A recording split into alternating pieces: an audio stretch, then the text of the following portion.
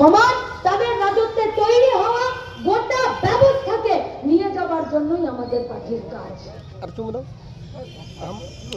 তাহলে যদি এই আমাদের কাজ হয়, তাহলে ওরা আমাদেরকে ভয় কেন পায়? কেন ওরা আমাদেরকে মারে ধরে?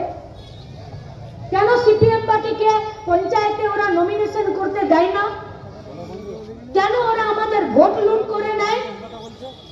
क्योंकि वो लोग भली भांति जानते हैं कि एक बार अगर ये लोग वोट में जीत कर किसी भी पंचायत में, किसी भी म्यूनिसिपैलिटी में, किसी भी सरकार में, चाहे वो एमएलए हो चाहे वो एमपी हो, अगर ये लोग एक बार आ जाए तो जो लोग आज ये लोग मंच पर बैठे रहकर खड़ा होकर भाषण में बोल रहा है कि बड़ो लोग और गरीब लोग के भाग चाइबो ना, এইটা এরা বিধানসভাতে আর দিল্লিতে পার্লামেন্টে চলে এলে এরা এইটাকে আইন করে দেবে, সেইটাকে আমরা পাল্টাতে পারবো।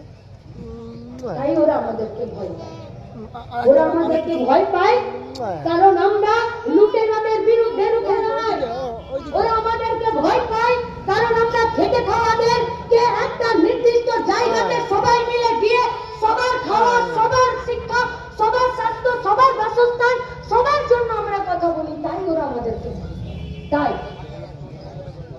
এর বাইরে ওদের আমাদেরকে ভয় পাওয়ার কোনো কারণ নেই। আমাদের পার্টির আদর্শ, আমাদের পার্টির লক্ষ্য